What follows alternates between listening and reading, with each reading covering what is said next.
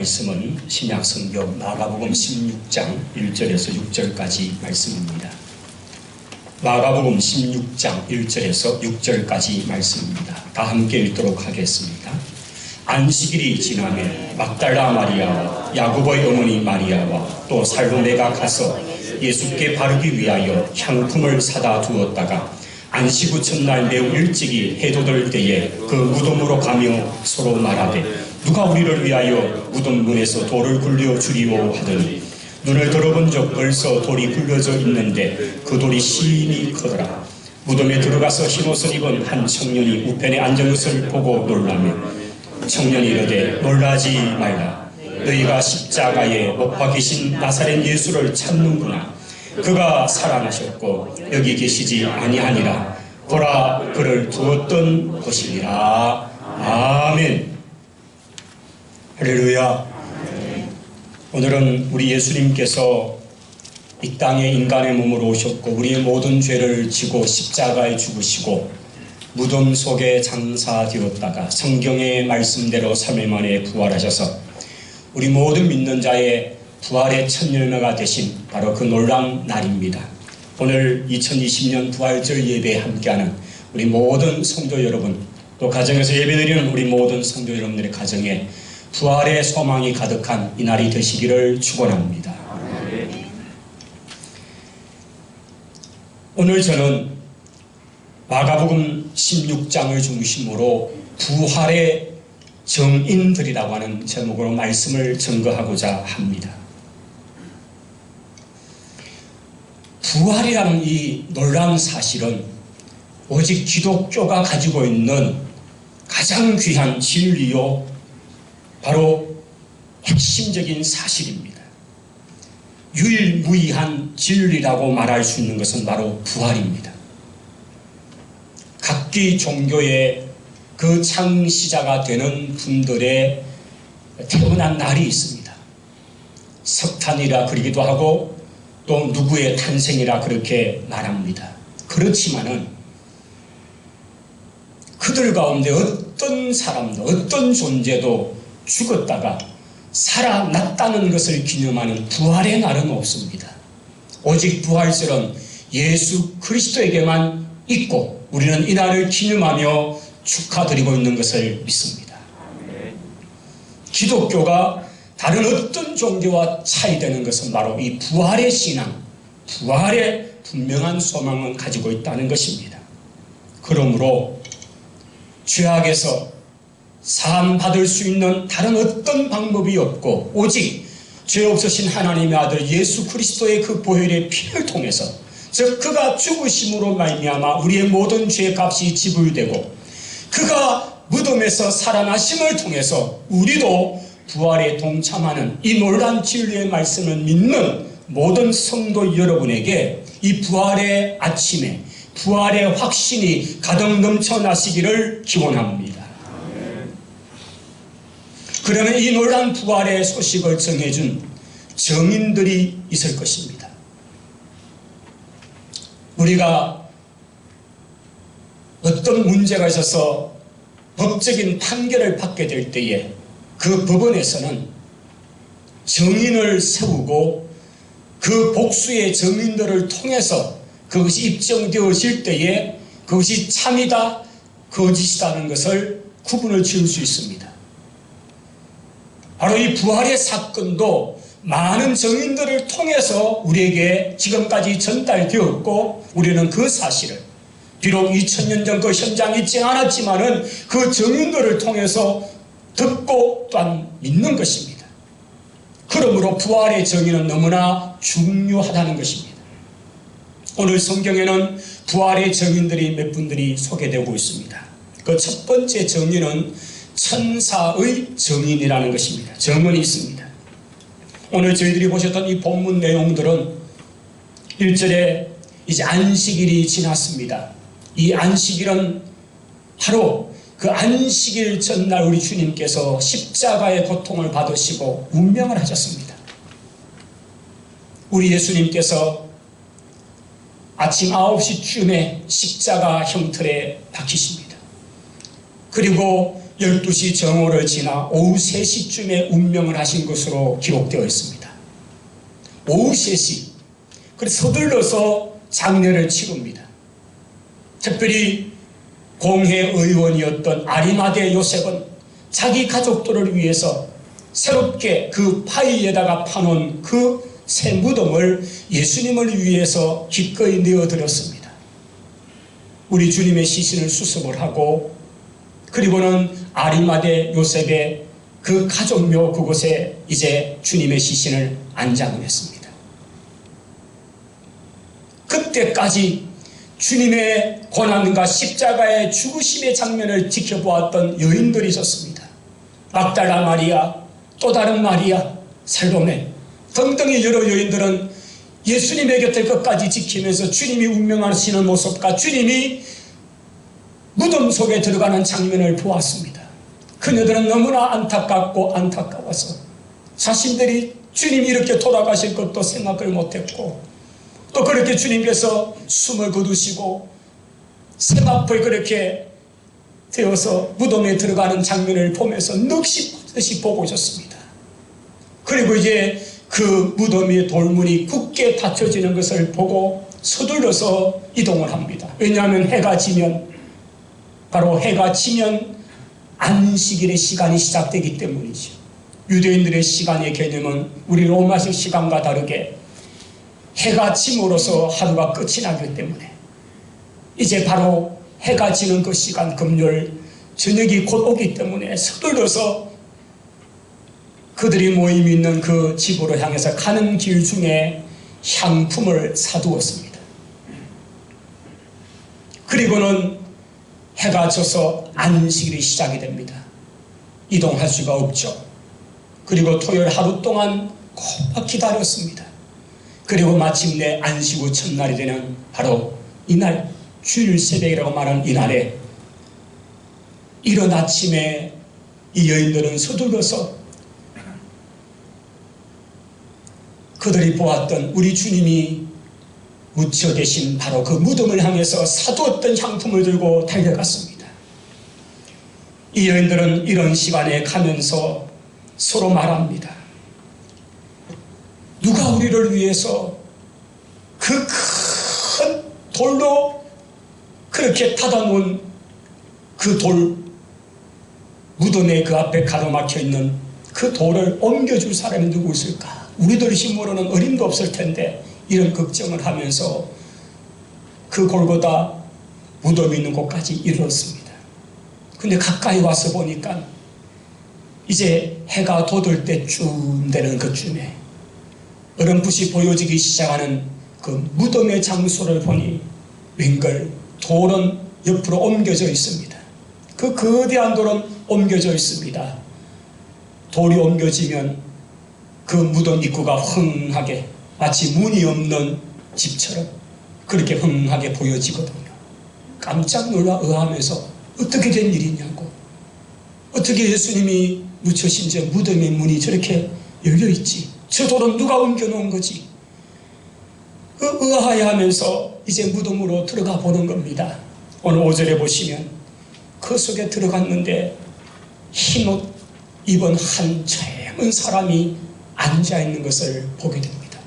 깜짝 놀라는 거죠. 아니 예수님 어디 갔냐고. 동일한 본문을 기록하고 있는 누가나 요한의 기록을 통해서 보게 되면요, 또 마태의 기록을 통해서 보게 되면 여기 이제 도대체 누구냐고, 도대체 예수님이 어디 갔냐고, 이 안에 계셨던 누워 계셨던 예수님이 어디 계시냐고 그렇게 찾기를 시작하고, 거기 앉아있던 한 청년, 그것은 곧 천사였습니다. 6절의 말씀에 보면 청년이 이르되 놀라지 말라 되어 있습니다. 그러나 우리 다른 마태복음 성경이나 보면 천사라고 그렇게 말하면서 2명의 천사가 있었다라고 말하고 있습니다. 천사가 말합니다. 놀라지 말라. 너희가 십자가에 못 박히신 나사렛 예수님을 찾고 있는구나. 그분은 여기 이 무덤 속에 죽은 채로 계시지 않고 여기 살아나셨느니라. 보라, 그분을 두었던 것이 바로 여기다. 그렇게 말씀해 주는 것입니다.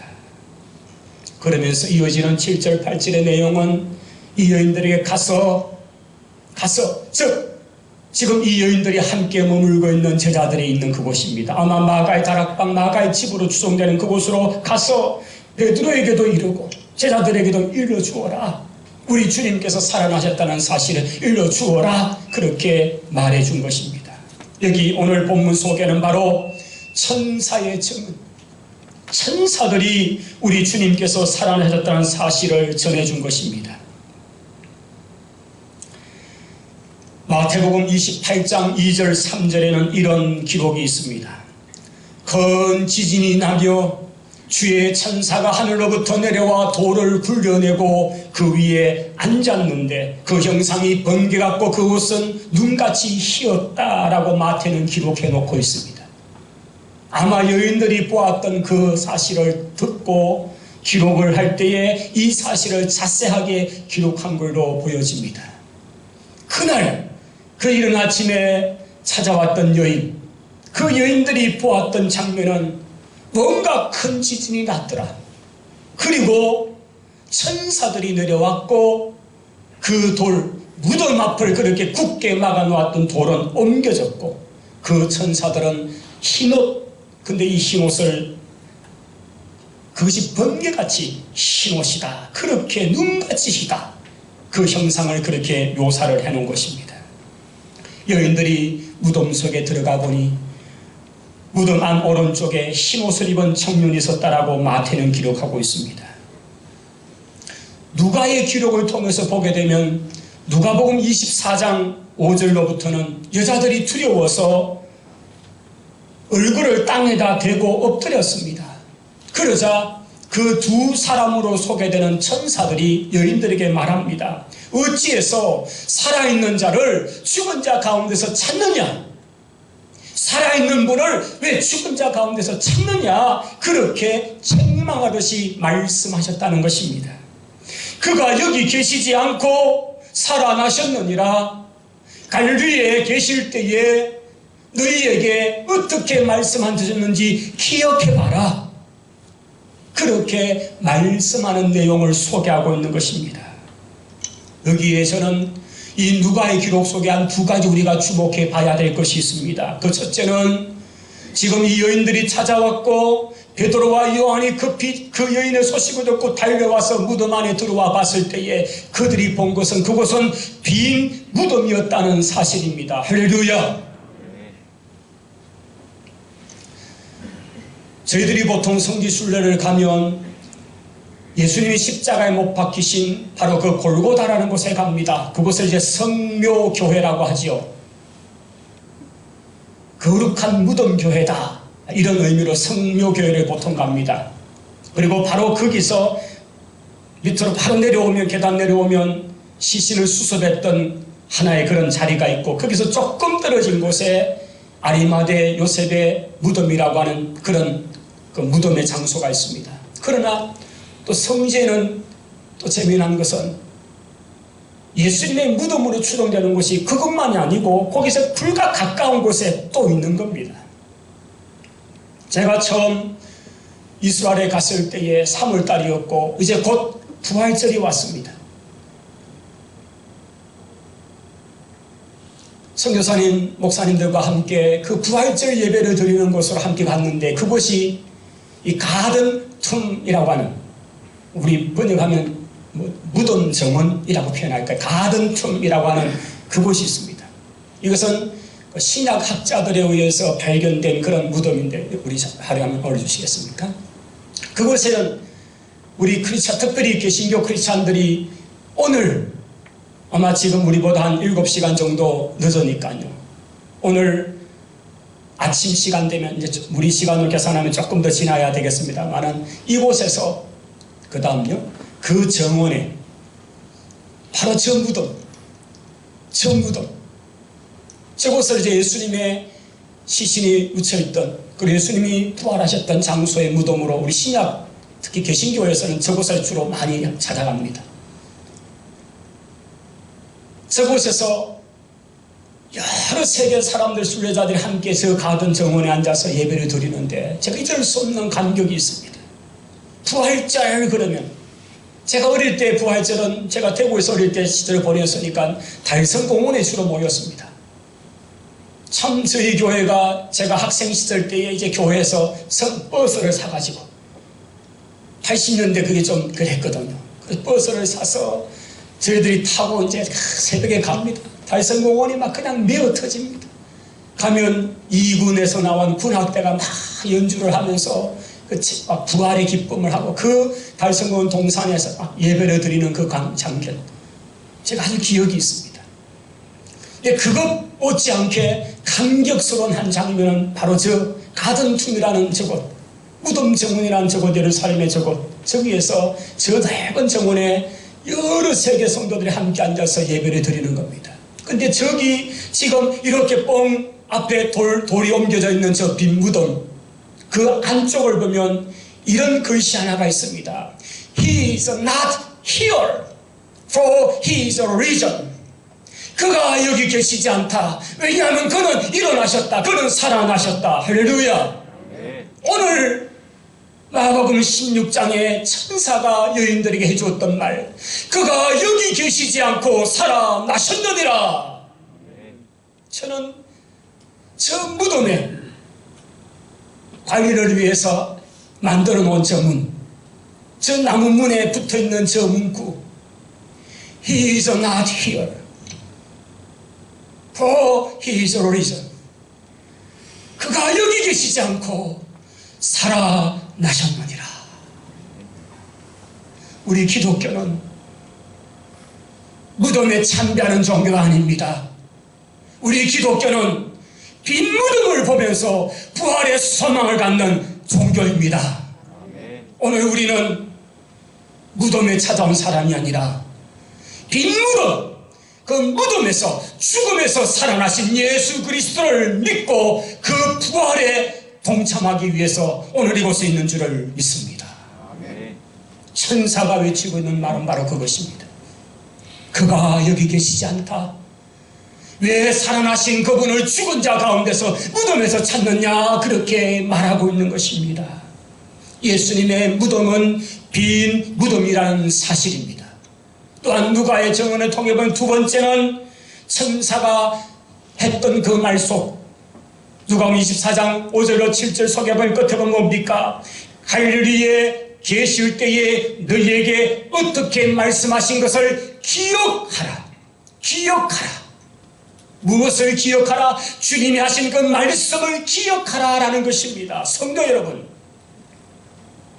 이 부활의 놀라운 사실은 내가 그 현장에 직접 보았느냐, 그게 문제가 아니라 주님이 하신 그 말씀을 듣고 그 말씀을 얼마나 잘 기억하고 있느냐의 문제인 것입니다.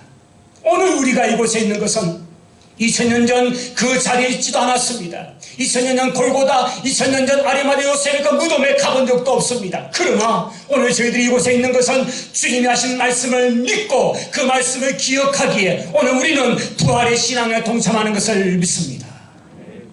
천사는 바로 그걸 이해한 겁니다.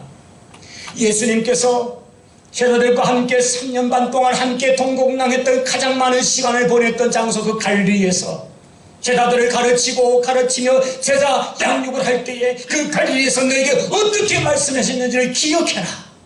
주님이 분명히 그렇게 말씀하지 않았느냐? 십자가를 지고 3일 만에 부활할 것을 주님이 말씀하지 않았느냐? 그것을 기억하라는 것입니다. 요한의 기록을 보면 여전히 아직도 믿지 못하더라 라고 되어 있습니다.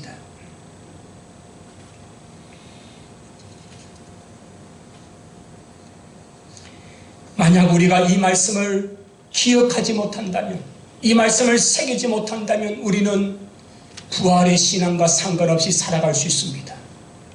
그래서 사도 바울은 고린도 성도들을 향해서 고린도서 15장 1절 2절에 이렇게 말합니다. 형제들아, 내가 너희에게 전한 복음을 너희에게 알게 하노니 이는 너희가 받은 것이요 또 그 가운데에 선 것이라. 너희가 만일 나의 전한 그 말을 굳게 지키고 헛되이 믿지 아니하면 이로 말미암아 구원을 받으리라. 할렐루야. 사도 바울을 통해 전해진 그 말씀을 굳게 믿고 지키면, 그 말씀을 굳게 붙들면 우리가 구원에 이르게 된다는 사실입니다. 바로 천사가 전해주고 우리 주님이 전한 이 증언들의 말씀들, 생전에 예수님이 하신 그 말씀을 기억하고 그 말씀을 붙들면 우리는 언제나 구원에 이를 줄을 믿습니다. 오늘 이 아침에 우리 주님이 전해주신 이 말씀을 가슴에 새기고 부활의 소망 위에 서는 우리 모두가 되시기를 바랍니다. 두 번째는 성경에 많은 저자들의 증언들이 있습니다. 성경이 증거하고 있는 많은 그 이야기들은 예수 그리스도의 부활에 관한 이야기입니다. 마태복음 28장 11절로 보면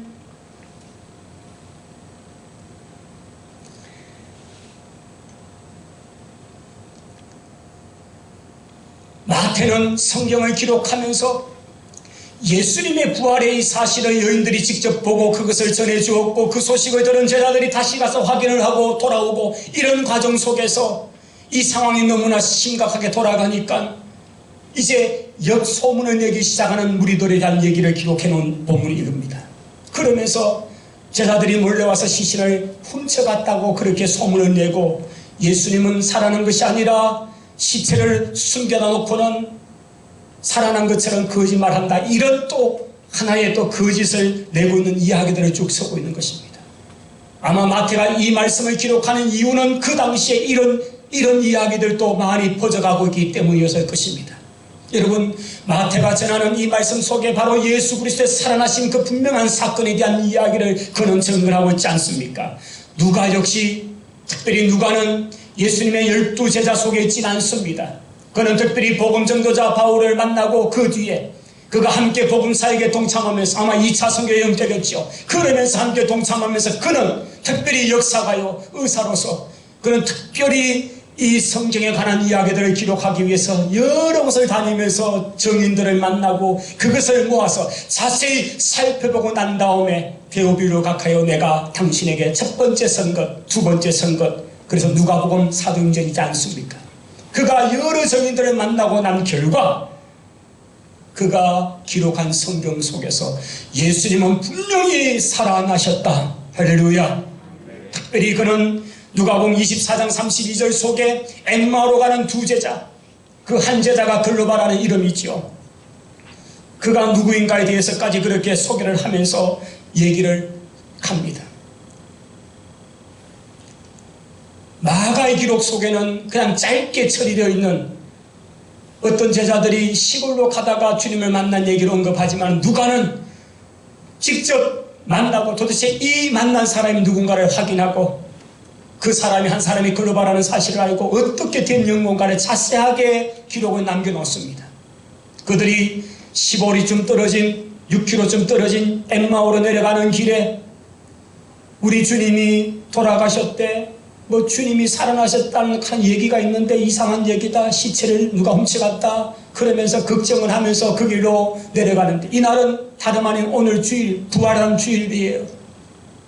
부활 새벽에 여인들은 주님의 살아나신 것을 듣고 베드로도 가고 요한도 가서 보고 뭐 그런 엄청난 일들이 아침에 있었는데 그 제자들 무리 속에 있던 이 두 사람은 실망을 한 채로 이상한 소문은 있는데 하면서 엠마오로 내려가는 거예요. 그렇게 내려가는 그 길에 주님께서 호련히 나타나셨습니다. 마치 함께 길을 가는 그런 나그네처럼 함께 나타나서 얘기하면서 도대체 당신들이 뭐 때문에 그렇게 근심하면서 얘기하냐고, 당신은 모르냐고, 예루살렘에 있는 이 소문 얘기를 모르냐고, 그러면서 예수님에 관한 얘기를 막 걱정스럽게 할 때에 주님께서 그들에게 책망하듯이 나무라면서 선지자들의 말을 드디 믿는 자들 하면서 여러 가지 설명을 해줍니다. 그리고 주님은 그 길을 가려 할 때에 제자들은 자기들이 도착한 엠마오 집에 들어가면서 주님을 강군에서 모셔다가 이제 그 안에서 주님은 성찬식같이 떡을 떼어줍니다. 그 떡을 받는 순간 이 두 제자들의 눈이 확 뜨지죠. 지금 이 여러 시간 동안 함께 걸어왔던 동행했던 그분이 바로 예수님이었구나. 그 순간 주님은 호련히 사라졌다고 성경이 기록되어 있죠. 바로 그 기록을 하면서 이 누가는 이렇게 설명합니다. 저희가 서로 말하되 길에서 우리에게 말씀하시고 우리에게 성경을 풀어주실 때에 우리 속에서 마음이 뜨겁지 아니하더냐 하고 그 시로 속히 다시 엠마오에서 예루살렘으로 돌아가서 11사도와 및 함께한 모든 자들에게 말하여 이르기를 주님이 진짜 살아나셨어, 우리가 보았어. 할렐루야. 바로 이게 정입니다. 오늘 이 엠마오로 가던 제자들, 12 직계 제자는 아니지만 이 제자들이 왜 뜨거워졌습니까? 어떻게 됐습니까? 바로 주님의 말씀이 들어올 때에, 그 말씀이 깨달아질 때에 그들은 살아나신 예수님을 볼 수 있게 된 것입니다. 할렐루야. 오늘 이 부활의 신앙은 바로 그 사도들을 통해서, 바로 그들을 통해 증언된 말씀을 우리가 받을 때에, 그 말씀을 믿을 때에 우리도 이 부활의 놀라운 사실이 상식같이 여겨질 줄을 믿습니다. 요한 그 역시도 부활의 증인이 아닙니까? 특별히 요한은 다른 제자들보다 주님의 이 부활에 관한 것을 너무나 자세하게 신비롭게 기록하던 자. 아침 일찍 갔던 막달라 마리아와 여인들이 갑자기 아침에 집으로 들어오더니만 막 난리가 났다는 겁니다. 큰일 났다는 겁니다. 주님이 살아났다는 겁니다. 이게 무슨 말인가 싶어서 그냥 다른 박질을 쳤는데 베드로가 더 앞장을 서서 달려갔습니다. 그러나 젊은 요한이 더 달리기로 해가지고 예수의 그 사랑하시던 제자라고 그렇게 표현하면서 그가 먼저 무덤에 도착해서 무덤 속에 쑥 들어갔다가 그냥 세마포에 있는 걸 쑥 나왔는데, 그 뒤 따라오던 베드로는 안에 들어와서 자세히 살펴보는데 세마포는 잘 개켜져 있고 주님의 시신의 머리 두근 쪽에다가 그렇게 염하면서 묶고 나왔던 이거는 그대로 뽑아서 사매인 채로 그렇게 한쪽에 녹여져 있더라. 누가 외부에서 푼 게 아니고 당신이 그렇게 해서 잘 개켜놓고 쑥 모자를 벗듯이 머리에 삼해 놓았던 그 염해 놓았던 걸 풀어가지고 그냥 그대로 채로 남겨놓은 것을 부활. 이걸 베드로는 그대로 자세히 본 거죠. 그리고 제자들은 돌아와서 분명히 예수님 살아났다 얘기합니다.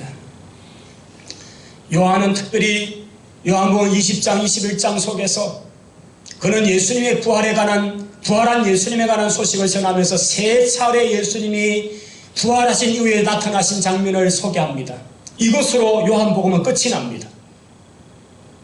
저는 아침에 요한복음을 묵상하다가 요한의 관점, 요한이 성경을 쭉 기록하다가 그 성경, 특별히 요한은 예수님의 한 주간에 대한 것이 얼마나 많이 들어갑니까? 보통 다른 복음서에는 보면 십자가 사건은 거의 뒷부분에 오지만은 요한은 일찍부터 감람산 강화부터 시작해서 주님의 예루살렘 입성의 사건 한 주간의 이야기들이 굉장히 많은 분량을 다루고 있습니다. 그러다가 마지막에 와서 주님의 3번 나타난 장면을 얘기합니다. 주님께서 부활하신 이후에 3번째 나타나신 것이다 할 때 그건 바로 갈릴리에서 고기를 잡는 제자리에 찾아오셨고 오른편에 그물을 내려서 153마리를 낳고 그리고 주님께서 조반을 차려서 먹이면서 하여튼 그때 그 장면을 기록하면서 주님이 부활하신 이후에 세 번째 나타나신 것을 해서 근데 그 앞장에 보면 2차례 나타났습니다. 첫 번째 나타나신 것은 바로 도마가 없는 자리에 우리 예수님께서 나타나신 것입니다. 두려워하면서 분명히 그걸 보고 갔는데도 두려워 떨고 있는 그들에게 주님께서 그 부활절 저녁에 나타나셔가지고 호련히 나타나셔서 너에게 평안이 있을지라 말씀하시며 주님께서 나타나셨습니다. 그리고 곧 이후에 도마가 들어옵니다. 예수님은 떠나고 난 뒤에 도마가 들어와서 못 믿겠다는 겁니다. 이게 주님이 부활하시고 난 뒤에 첫 번째 제자들 전체 그룹에 나타나신 장면. 그리고 이어지는 본문에 보시면 8해가 지나서 도마가 있는 자리에 다른 제자들과 함께 있는 그 자리에 예수님이 나타나셔서 도마에게 네가 이래도 내 못 믿겠냐? 내 손자국 한 핏자국 못 박힌 손 한 봐라. 내 옆구리 한번 손 넣어봐라. 그러시면서 믿지 못하는 자가 되고 이렇게 해서라도 믿는 자가 되라고 말씀하시는 그때 도마가 나의 주 나의 하나님이다라고 고백했던 그 장면, 이것이 부활하시고 2번째 나타나신 장면으로 기록되고 그리고 이제 마지막 장이 바로 3번째 부활하신 주님의 이야기로서 맺어지면서 네가 나를 사랑하느냐? 내 양을 먹여라, 내 양은 쉬라 얘기로 하면서 끝이 나버립니다. 결국 요한도 그의 기록의 마지막 장면은 부활하신 예수님이, 살아나신 예수님이 세 차례나 우리들에게, 제자들에게 나타나셔서 이렇게 당신의 살아나심을 증거했다는 얘기로서 끝맺는 거예요. 이걸 얘기하라는 거예요. 이걸 나는 증언한다는 얘기예요. 주님이 살아나신 것을 얘기하는 것, 이것이 바로 사도들, 그들의 증언인 것입니다. 할렐루야. 오늘 우리가 이 사도들이 그렇게 외치고 외치는 메시지는 주님이 살아나셨어, 주님이 살아나셔서 이 얘기를 하시는 거예요. 사도행전 1장 3절에 해 받으신 후에 또한 저에게 확실한 많은 증거로 친히 살아계심을 나타내사 40일 동안 그들에게 보이시며 하나님 나라의 일을 말씀하셨다, 그렇게 기록하면서 누가복음 전체가 끝을 맺은 부분을 다시 이어와서 이제 어떻게 성령께서 교회를 이 땅 가운데 세워가시는가를 사도행전을 통해 풀어갈 때에 바로 주님의 부활의 이야기로서 시작을 하고, 결국 교회는 이 부활을 증거하는 삶으로서, 바로 이것을 증거하는 기관으로서 세워지고 세워가야 되는 것이 교회라고 하는 사실을 증거하고 있습니다. 할렐루야. 그러므로 오늘 우리 선산제일교회나 이 땅에 세워진 주님의 참된 교회들은 예수 그리스도의 부활을 증거하는 공동체인 줄을 믿습니다. 우리는 부활의 증인인 것입니다. 이후에 주님을 핍박하던 바울 역시도 회심을 하고 그는 부활의 증인이 됩니다. 고린도전서 15장에서는 특별히 부활에 관한 이야기를 얼마나 강하게 말하는지, 내가 받은 것은 먼저 너에게 전하였노니 이는 성경대로 그리스도께서 우리 저를 위하여 죽으시고 성경대로 장사 지낸 바 되었다가 성경대로 사흘 만에 다시 살아나사 게바 즉 베드로에게 보이시고 후에 12제자에게와 그 후에 500여 형제들에게 일시에 보이셨고 그 중에 지금까지 절반이나 대다수의 사람들이 아직도 살아있고 어떤 사람들은 이미 돌아가셨다. 이 얘기를 쭉 하면서 야고보에게와 나중에 맨 나중에 만삭 되지 못하여 난 자 같은 내게도, 바울 자신에게도 이 부활하신 주님이 나타나 주셨더라. 그래서 나는 이 부활의 증인이다. 할렐루야. 바로 이 얘기를 하고 있는 것입니다. 이제 마지막으로 그럼 이 증언의 명하신 명령, 이 증언의 핵심적 그것들은 뭡니까? 오늘 특별히 우리의 본문인 마가복음 16장 7절로 돌아가 보시면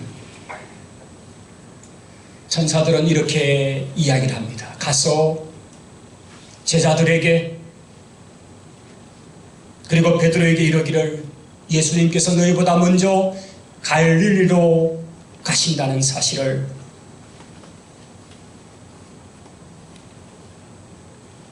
너희에게 말씀하신 대로 너희가 거기서 주님을 배울 수 있을 것이다. 이 얘기를 꼭 전하라고 하시는 것입니다. 제자들이 아마 이 말씀 때문에 나중에 갈릴리로 다 올라갔을 것입니다. 성경을 추적해 보면 부활하신 그날 저녁에 도마가 없는 자리에 주님이 오셨던 첫 번째 나타나심과 그리고 8일 후에 도마가 있는 자리에 다시 나타나신 것을 보면 최소한 제자들은 8일 이상은 예루살렘에 머물렀습니다. 주님이 부활하고 난 뒤. 그리고 아마 열흘쯤 되었을 쯤이나 추정할 때에 갈릴리로 올라가셨을 겁니다. 그리고 거기에서 기다리면서 그런 중에 고기도 낚으면서 이렇게 있는 상황이 요한복음 마지막에 기록되어 있죠. 그리고 그 아침에 주님께서 그들에게 고기를 낚는 기적을 통해서 처음 부르심의 장면과 연결을 하시고 세 번째 부활하신 후에 나타나신 그 모습을 보이시고 그리고 또 중요한 사건은 바로 베드로 3번이나 다구기 전에 3번이나 나를 부인하겠다는 그 이야기대로 부인해버린 그에게 3차례 질문하시면서 내 양을 먹이라, 네가 나를 사랑하냐를 질문하시고 내 양을 먹이라고 하시면서 다시금 목양의 어떤 그런 동기부여를 주시는 그 사건을 이렇게 하고 이제 끝이 나는 장면이 나옵니다.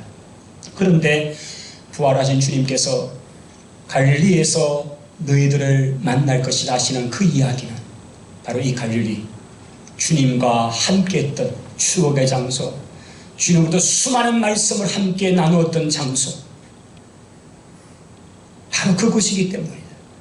제자들을 다시 불러서 그곳에서 무장을 시키고, 베드로에게는 특별히 그 마음에 평생 동안 짐처럼 살아야 했던 주님을 부인했던 그 상처, 그 죄송스러움을 치유해 주시는 그런 사건, 그뿐 아니라 여러 제자들에게 그렇게 하시면서 결국 그 갈릴리에서 주님이 만나시는 그것은 바로 거기에서 그들에게 새로운 사명을 부여하신 것이죠. 특별히 요한복음 21장 15절로 17절 속에 주님이 질문했던, 베드로에게 하셨던 말씀이라는 베드로뿐 아니라 모든 그 자리에 있던 제자들뿐 아니라 이 말씀을 읽는 우리 모두에게도 네가 나를 사랑하느냐, 네가 나를 사랑하느냐, 네가 나를 사랑하느냐, 그렇게 물으시면서 내 양을 네게 부탁한다, 네 양을 네게 부탁한다 말씀하시던 바로 주님의 마음, 요한은 그렇게 성경의 대단을 막을 내리는 겁니다.